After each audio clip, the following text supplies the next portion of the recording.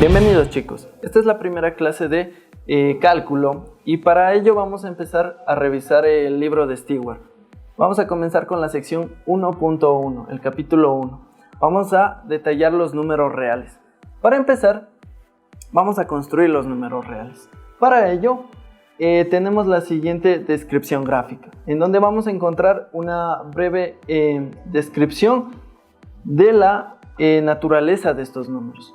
Para empezar, nosotros para construir los números reales necesitamos números naturales. ¿Cuáles son los números naturales? Aquellos que conocemos en la vida real. Por ejemplo, al decir un perro, una persona, una cama, 3 amigos, ¿verdad? Esos son los números naturales y están descritos a partir del 1, 2, 3, 4 en adelante.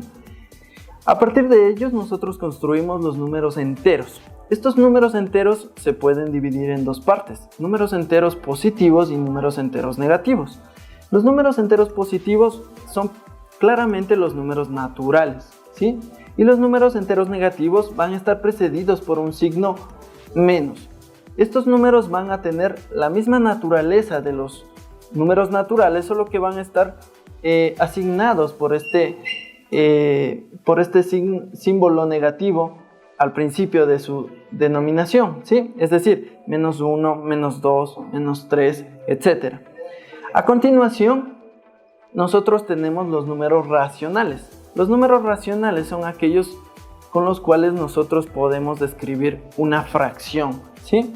¿A qué me refiero con esto? A tomar dos números enteros y particionarlos en una fracción o división. Por ejemplo, un cuarto, un medio, 3/4, un quinto, etc. ¿Sí? Y finalmente, para estos números tenemos los números irracionales. ¿Cuáles son estos números? Los números irracionales son aquellos que no se pueden representar algebraicamente a través de una fracción. Es decir, no pueden representarse como los ya mencionados anteriormente. Por ejemplo, la raíz de 2 equivale a 1.41. Y este número no se puede representar a través de una fracción, ¿verdad? También tenemos otros números como la raíz de 7, como el número pi o el número neperiano e, ¿sí? Estos son los números reales. Recuerden que es el conjunto de algunos números con los cuales nosotros estamos acostumbrados a trabajar, ¿sí? A partir de esto nosotros asignamos lo que se conoce como una recta real, en donde básicamente lo que hacemos es representar todos los números que ya mencionamos anteriormente, en donde nosotros tenemos como su base el número 0. El número 0 es un número importante, pues a partir de él nosotros podemos determinar hacia su derecha los números que serán positivos, tanto sean naturales, enteros, racionales o irracionales. Y a su izquierda van a estar los números negativos, los cuales van a ser de igual manera, pueden ser enteros, pueden ser racionales y pueden ser irracionales, ¿verdad? Listo muchachos.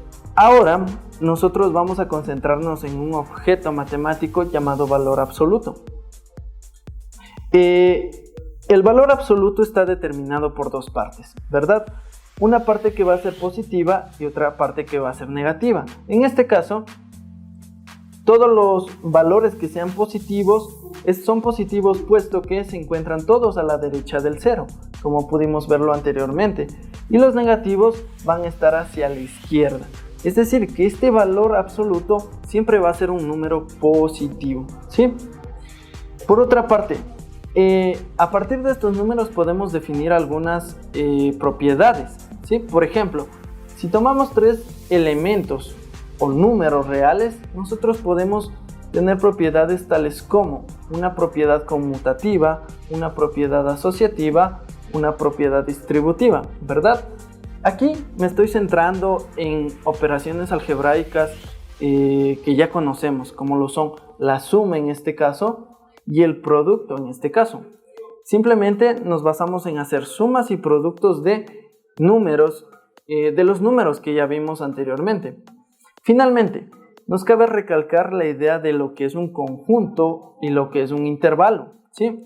Un conjunto simplemente es una colección de elementos en los que se van a agrupar. Estos elementos van a ser números, los números que ya mencionamos. Y por otra parte, un intervalo. Simplemente un intervalo va a ser una representación geométrica de un segmento de la recta real que ya mencionamos anteriormente. Finalmente, este intervalo puede estar delimitado por signos tales como menor que, mayor que, menor o igual que y mayor o igual que. ¿Sí? Esto sería todo con respecto a la sección 1.1, muchachos. En la sección 1.2 analizaremos cómo podemos nosotros tratar los conjuntos y sus intervalos. Bienvenidos, chicos, esta es la sección 1.2 del curso de cálculo. En este curso vamos a tomar los exponentes y los radicales para trabajarlos, ¿sí? Comencemos con los exponentes. ¿Qué es un exponente? Una expresión exponencial. Es cuando nosotros tomamos un número base real, en este caso lo vamos a llamar a, y un exponente entero n, ¿sí? ¿Qué es lo que sucede entonces? Que nosotros vamos a llamar a la enésima potencia de este número real a. Es decir, ¿cómo se describe esto? Esto simplemente es el producto de a n veces. Es decir, que n puede ser, por ejemplo, 2. ¿Qué pasa si es 2? Sería a al cuadrado, ¿sí? Pues ¿qué es lo único que estoy haciendo? Es multiplicando a 2 veces, ¿sí? Eso es una expresión algebraica exponencial, ¿sí? A partir de esto, vamos a considerar las siguientes propiedades. Para ello, vamos a tomar en cuenta dos elementos distintos reales y dos elementos distintos enteros, ¿sí? Así, vamos a tener la propiedad 1. La propiedad 1 nos dice que si nosotros multiplicamos dos elementos con la misma base, pero su exponente es distinto, entonces ¿qué es lo que sucede? Que al final consideramos la misma base, es decir, el mismo elemento a, en este caso, y sumamos simplemente sus exponentes. Lo mismo sucede con la fracción. Cuando fraccionamos la misma base, pero sus exponentes son distintos. ¿Qué es lo único que sucede aquí? Lo que sucede es que en vez de sumar, yo resto los exponentes, ¿sí? Aquí cabe considerar que esto pasa específicamente cuando yo multiplico y yo divido. ¿Qué pasa si yo sumo dos elementos? Eso quiere decir que yo no puedo especificar que a a la n más a a la m sea igual a la n más m. Esto no sucede. Debo tener mucho cuidado con esta operación aritmética que me proponen a veces. Esto nunca pasa, ¿ya? Sigamos con las propiedades. La propiedad número 3 es aquella en donde nuestro exponente es un número entero, ¿sí? Pero este entero es negativo. Cuando nuestro exponente es negativo, lo único que sucede con la base es que nosotros la transformamos. Y la transformamos de la siguiente forma. 1 sobre a la enésima potencia. Recuerden esta propiedad. La propiedad número 3 es muy importante. Cuando tengamos el exponente entero, pero este sea negativo, debemos transformarlo en una fracción. Finalmente tenemos la propiedad número 4, que es cuando nosotros tenemos la misma base, pero multiplicamos varios exponentes, ¿no es cierto? Simplemente lo que pasa es que se multiplican los exponentes. Y la última es que cuando nosotros tenemos dos bases diferentes elevados a la misma potencia, lo que se puede hacer es multiplicar exactamente las dos bases a la enésima potencia. Esto sí sucede, ¿sí? Tengan mucho cuidado con las operaciones algebraicas que estoy especificando. Esto simplemente es cuando hay producto y fracción, ¿sí? A continuación realizaremos un ejemplo muy básico.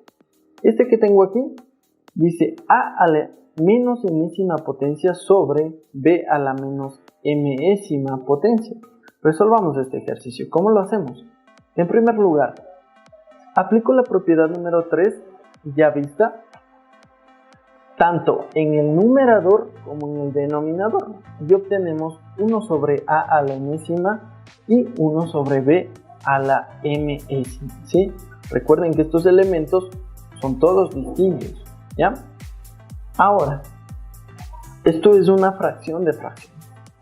¿Cómo resolvemos esto? Debemos recordar que cuando tenemos una fracción de fracciones, lo único que debemos hacer es tomar sus extremos y tomar sus medios. Entonces, extremo con extremo me queda en el numerador b a la mésima potencia.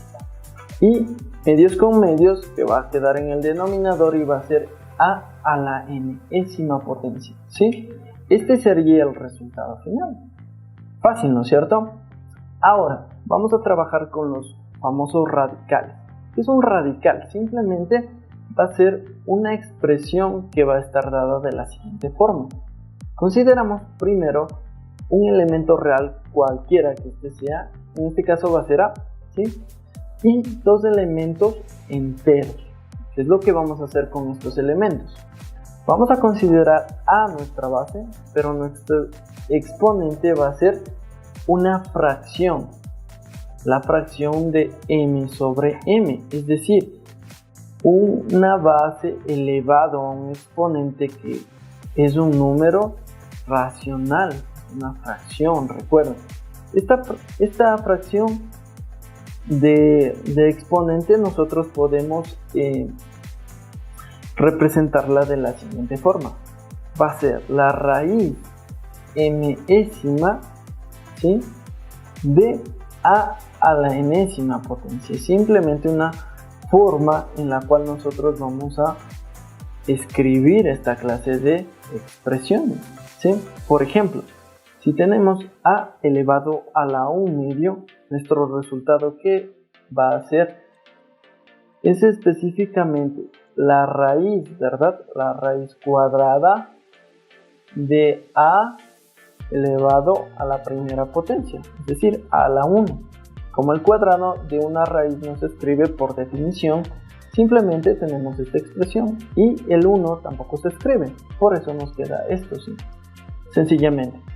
Ahora, otro ejemplo, ¿qué pasa si tengo a la 5 tercios? De igual forma, tenemos un exponente que es una fracción, un racional. ¿Cómo transformamos esta expresión? Simplemente lo que hacemos es la raíz cúbica, ¿verdad?, de a la quinta potencia, ¿sí? Esto sería todo con respecto al radical. Sin embargo, tenemos algunas propiedades importantes que debemos analizar. La primera es, ¿qué pasa cuando yo tengo un radical de la misma potencia, ¿no es cierto?, y adentro tengo dos objetos diferentes, es decir, dos elementos, dos números diferentes? ¿Qué es lo que puede pasar? Como se están multiplicando, también pueden multiplicarse sus raíces, es decir, la raíz enésima de a por la raíz enésima de b, ¿sí? Esa sería la propiedad 1. La propiedad 2 sería, ¿qué pasa cuando yo tengo una fracción dentro de una raíz? ¿Sí? Pasa lo mismo. Se parte en fracción a la raíz enésima de a y a la raíz enésima de b, ¿sí? Y finalmente, un caso súper particular de los radicales. ¿Qué pasa cuando yo tomo la raíz cuadrada de un número o un elemento o una variable que esté elevada al cuadrado?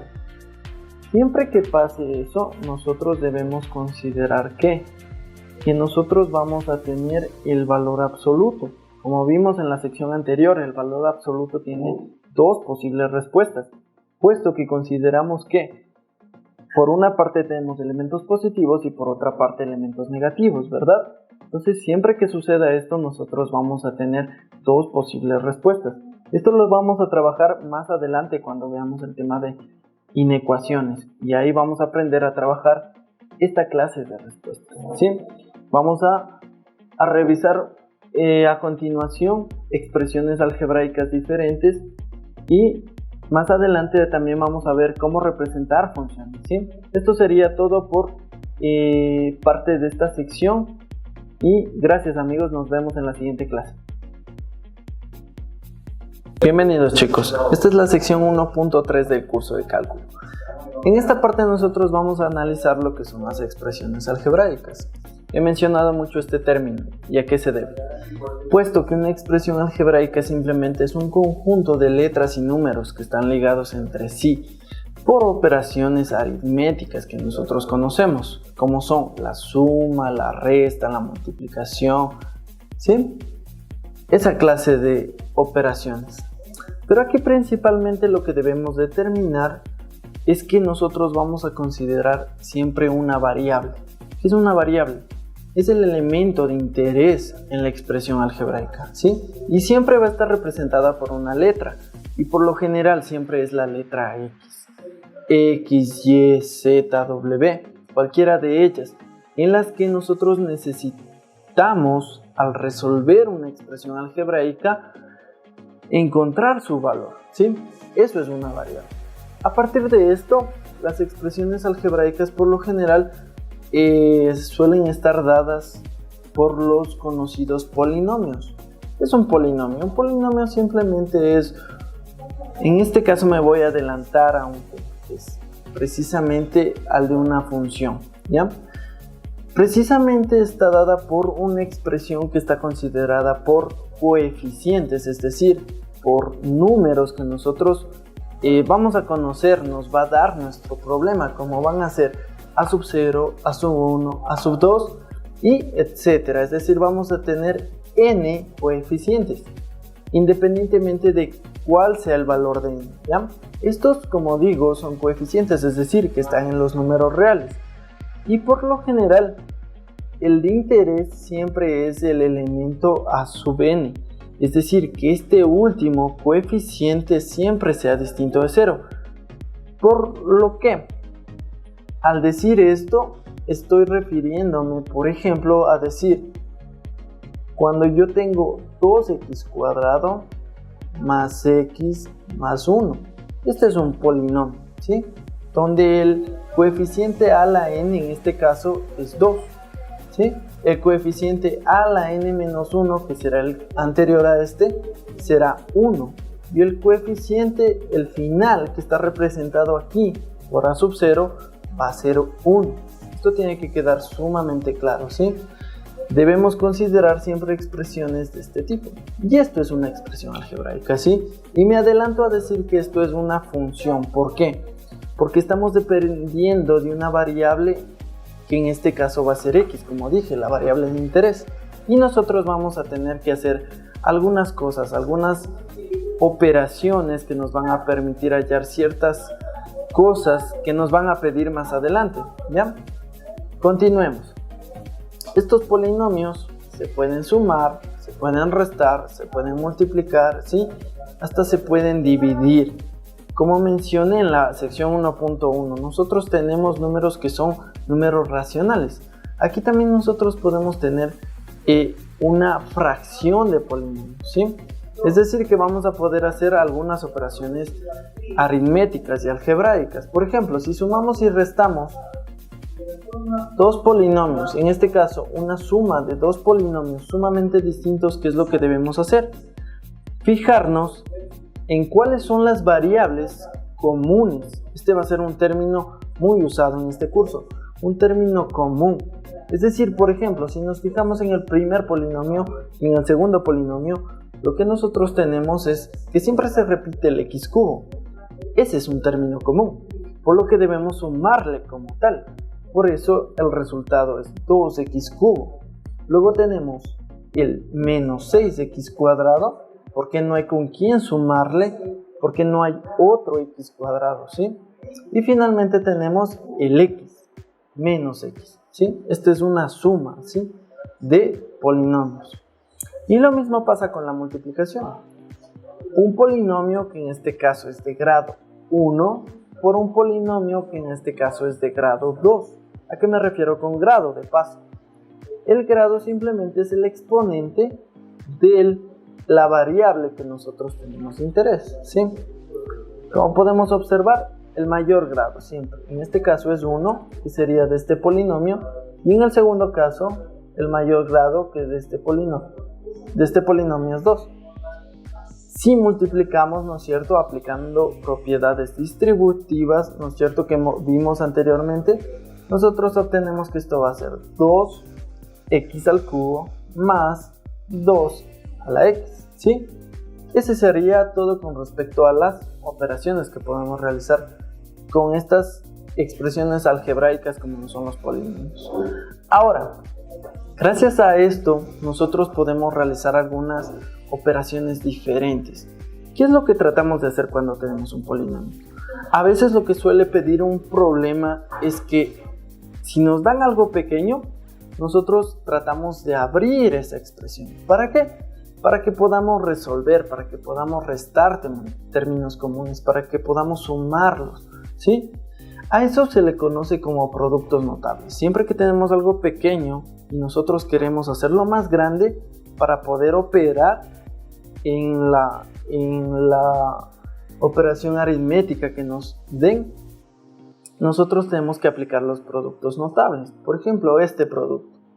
Yo tengo el producto de una resta de dos números, ¿sí?, que en este caso son mis variables, ¿sí? Puede ser A, B, puede ser X, Y, puede ser U, V, ¿sí? No importan las letras, el punto es que aquí estamos trabajando con variables. Y en este caso, si hacemos la operación, simplemente queremos algo más grande. En este caso, el resultado es A cuadrado menos B cuadrado, ¿sí? Otro producto notable muy importante es el de una suma o una resta. En este caso lo he puesto de un binomio al cuadrado. ¿A qué me refiero con binomio? Es decir, a que tengo dos variables, ¿sí? Siempre vamos a considerar binomios, trinomios, ¿sí?, hasta llegar a los polinomios, como ya vimos. Ok, en este caso el resultado de esta resta de binomios es A al cuadrado menos 2 veces el producto del primero por el segundo, más el segundo elemento al cuadrado, ¿sí?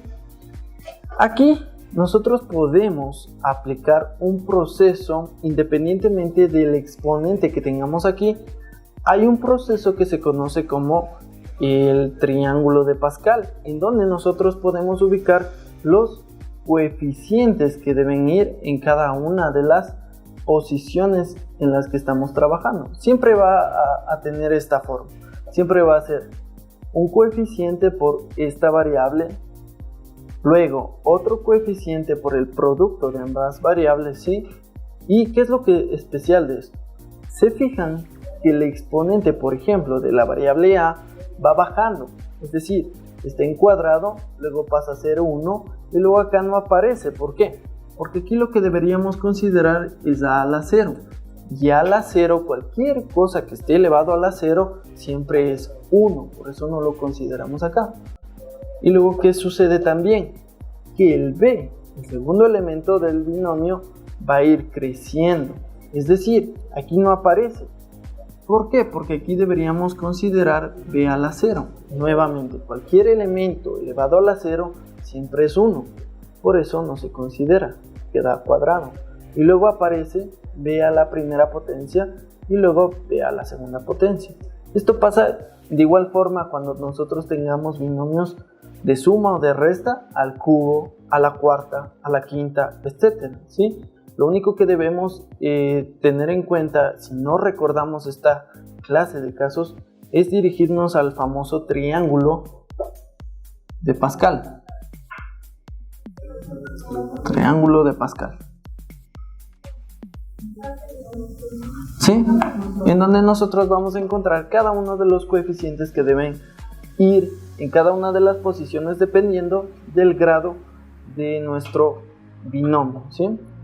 Ahora, otro caso súper importante cuando tenemos polinomios es que en cambio nosotros tenemos algo sumamente grande y lo que queremos hacer en la operación es simplificar. es decir, deshacernos de algunos términos que nos están causando conflicto al operar, que no nos dejan progresar, que hace que nuestra operación sea enorme y no podamos tener un resultado óptimo.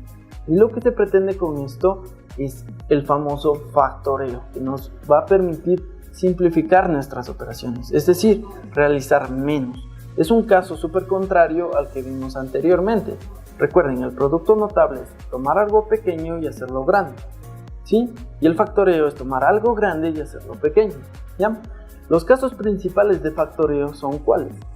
Como dije, el factor común, es decir, la palabra común va a ser un término muy utilizado en el curso.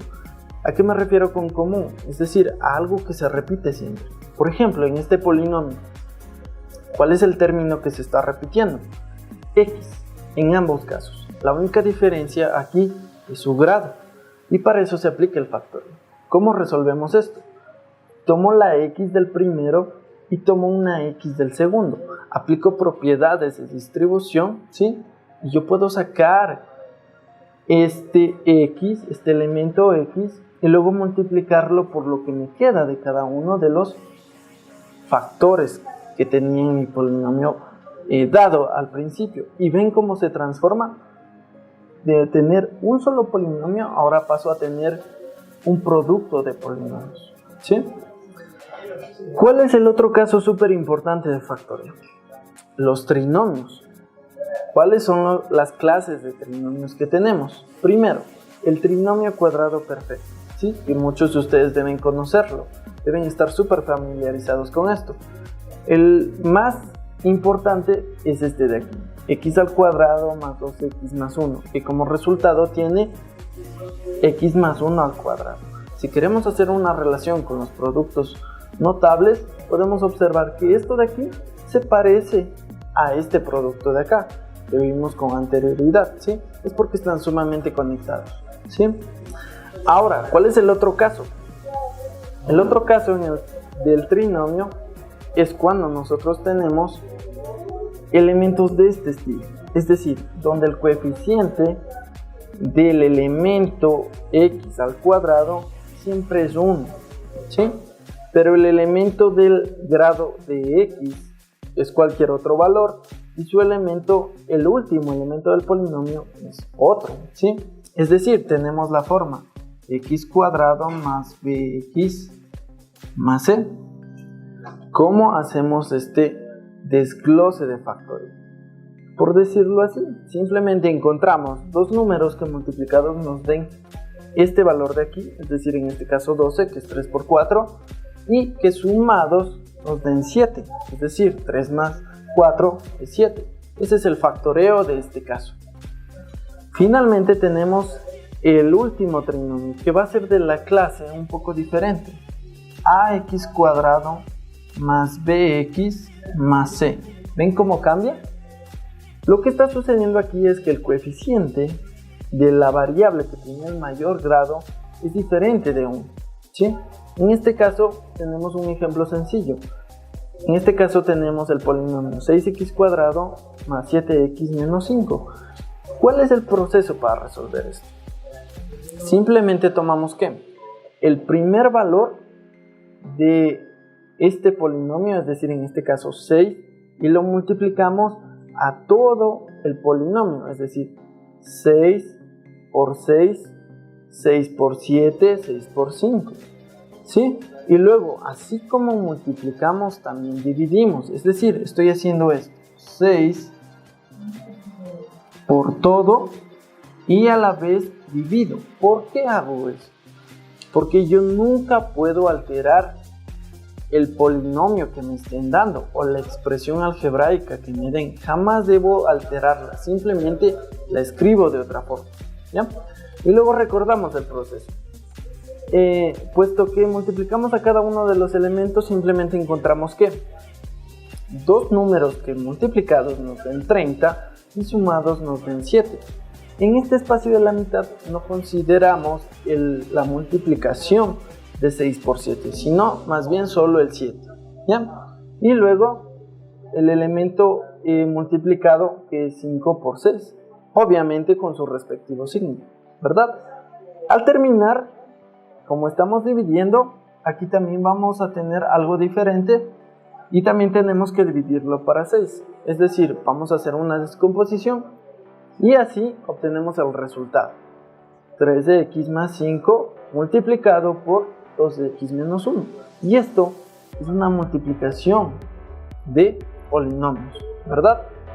Para concluir con esta clase, recordamos algo sumamente sencillo. Una diferencia de cuadrados. Una diferencia de cuadrados es simplemente tomar ¿qué? El producto entre la resta del binomio y la suma del binomio, ¿sí? Luego, de igual manera, un binomio al cuadrado, como lo dije anteriormente, esto viene del trinomio cuadrado perfecto, ¿sí? ¿Qué va a ser? A al cuadrado más 2 veces a por b más b al cuadrado termina siendo ¿qué? Un trinomio cuadrado perfecto, a más b al cuadrado. Y de igual manera, esto puede pasar con muchos de los exponentes. Por ejemplo, una suma de un binomio, cada uno está elevado al cubo. Es decir, como resultado nosotros vamos a obtener ¿qué? La suma del binomio multiplicada por su trinomio, ¿sí? Al cuadrado. Eso es todo, chicos, por esta clase. Les recuerdo que vamos a tener que practicar mucho esto de factoreo porque es un tema súper importante para lo que sigue del curso. Bienvenidos, chicos, esta es la sección 1.4 del curso de cálculo. Aquí vamos a analizar lo que son las expresiones racionales. ¿Qué es una expresión racional? Una expresión racional simplemente es una expresión que se puede denominar o expresar como una fracción, ¿sí? En donde tenemos un numerador y un denominador, en los cuales estos pueden ser polinomios, ¿sí? Como por ejemplo, 2x más 1 sobre x cuadrado más 1 o la raíz de x más 3 sobre x menos 1, ¿sí? Es decir, que simplemente tenemos expresiones en una fracción. ¿Qué es lo importante de una fracción? Hay que recordar siempre. Lo importante de una fracción y lo que se conoce como dominio en este caso es que siempre debemos verificar que el denominador de nuestra expresión en este caso sea siempre diferente de 0, ¿verdad? Por ejemplo, consideremos el siguiente caso: x sobre x cuadrado menos 5x más 6. ¿Qué es lo que podemos hacer aquí? En primer lugar, vamos a resolver x, el numerador, es un polinomio. El dominio de un polinomio son todos los reales, entonces no tiene caso analizar esta parte de arriba, ¿verdad? Analizo el denominador ahora. El denominador, aquí usando el factoreo, me queda ¿qué? X menos 3 por x menos 2, ¿verdad? Es algo muy sencillo. Ahora, ¿qué debemos analizar? Después de haber hecho el factoreo correspondiente, es analizar que esto de acá abajo, es decir, el denominador, siempre sea diferente de 0. En este caso, siempre que sea diferente de 0, es decir, ¿qué necesitamos? Que tanto esta expresión como esta expresión sean diferentes. Por eso hacemos lo siguiente. Tomamos el primer polinomio, ¿no es cierto? X menos 3 diferente de 0. Y luego decimos esto que es muy importante. Es la palabra y. Y el segundo polinomio debe ser también distinto de 0, ¿no es cierto? Porque no tiene caso multiplicar 0 por 0, ¿sí? O 1 por 0, 0 por 1. Por eso necesitamos que cada uno sea diferente. Y encontramos al resolver esta parte de aquí, que x sea diferente de 3 y que x sea diferente de 2. Entonces, ¿cómo se escribe esta parte? El dominio de esta expresión será que un conjunto, ¿verdad? ¿De qué? De todos los números x, porque estamos trabajando con la variable x, donde x es un real, pero x no puede ser, x son todos los reales, voy a escribirlo así, excepto el elemento 3 y el elemento 2. ¿Sí? Esto se escribe de esta forma. Es decir, nos aseguramos de que podemos trabajar con cualquier número real, excepto ¿cuál? El 3 y el 2. ¿Sí? ¿Por qué? Porque si reemplazamos uno de estos números, aquí cualquiera, uno de los dos, aquí se hace 0. Y no puede. ¿Por qué? Porque no existe la división para hacerlo, ¿sí? Finalmente, hacemos algunas operaciones con las fracciones. Lo primero que podemos hacer es una simple simplificación. Para eso nos sirve el factoreo, ¿sí? Es decir, estas letras que ustedes ven aquí van a estar representadas por polinomios, por números, por lo que sea. En este caso, la operación más simple por lo general es la de simplificar, exactamente. Es decir, si tengo lo mismo tanto arriba como abajo, y ojo, aquí estamos multiplicando y dividiendo. No hay de por medio una suma o una resta. Es por eso que podemos simplificar. Al simplificar el producto entre A y B fraccionado por C y B, lo que nos queda como resultado es A sobre C, ¿sí? Ahora, otra operación simple es el producto de dos fracciones, ¿no es cierto? A sobre B, producto de C sobre B. ¿Cómo se hace esta operación? Simplemente cojo los numeradores y los multiplico. Y de igual manera, tomo los denominadores y los multiplico. Es una operación súper sencilla. Ahora, ¿qué pasa cuando yo divido dos fracciones? ¿Sí? A esto de dividir dos fracciones se le conoce como una fracción de fracciones, una fracción mixta o compuesta, ¿sí? ¿Qué es lo que está haciendo aquí? Simplemente, ¿qué hago en la fracción de fracciones? Tomo los extremos y tomo los medios, ¿verdad? Entonces, lo único que obtengo como resultado es el extremo de la primera fracción, porque esto puede estar representado de esta forma: A sobre B sobre C sobre D. Entonces, ¿qué es lo que hago? Extremos con extremos, medios con medios. Entonces, los extremos A y D van arriba y los medios B y C van abajo, ¿sí? Esa es la forma de operar la división entre fracciones. Y aquí viene algo súper importante: la suma. ¿Qué pasa cuando sumamos fracciones? Esto es algo sumamente importante. No hay que olvidarse de esta operación. Muchos suelen cometer errores por no tener en cuenta eso. Si yo tengo una suma de fracciones, una suma o una resta, ¿sí? Lo que yo debo hacer en primer lugar es construir una nueva fracción. Esa nueva fracción va a tener como denominador lo que conocemos como mínimo, como múltiplo. Un consejo aquí: para no estar considerando muchos casos que nos proponen en ciertos libros, lo único que recomiendo hacer es que prácticamente multipliquemos todos los denominadores, ¿sí? Multiplicamos en este caso B y D, y la multiplicación nos va a dar el mínimo común, ¿sí? Luego, ¿qué hacemos? Como estamos sumando, o en el otro o por defecto restando, ¿sí? Completamos cada una de esas fracciones. En primer lugar, completamos esta, ¿sí? En ese caso, ¿a qué me refiero con completar? Es decir, ¿qué es lo que le hace falta a esta primera fracción para tener este nuevo denominador, un denominador grande?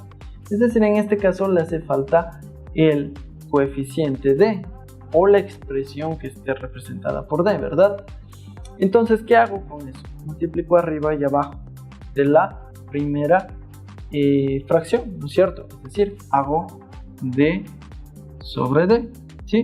Y cuando hago esto, obtengo el valor del denominador que quiero y tengo un nuevo numerador, es decir, he completado. Y obtengo el famoso A por D, ¿sí? Ahora, si estoy sumando, obviamente, ¿qué es lo que hago? Continúo. Ahora, completo la segunda expresión, ¿sí? ¿Qué es lo que le hace falta a esta fracción para poder obtener este denominador? ¿Qué es lo que me hace falta? Efectivamente, me hace falta tener abajo el denominador B. ¿Qué hago? Multiplico arriba por B y también lo divido por B, ¿no es cierto? ¿Sí? Entonces aquí obtengo el denominador grande, que es B por D, ¿verdad? Y así de igual manera completo el numerador, el nuevo numerador, ¿sí? Que sería B por C, ¿sí? Esto pasa también cuando hago resta. su defecto, ¿no es cierto? Si estuviera restando, aquí lo único que cambiaría es menos. No olviden esta operación que es sumamente importante para realizar cualquier clase de ejercicio más adelante. Listo, muchachos. Esto ha sido todo con respecto a la sección 1.4. Nos vemos.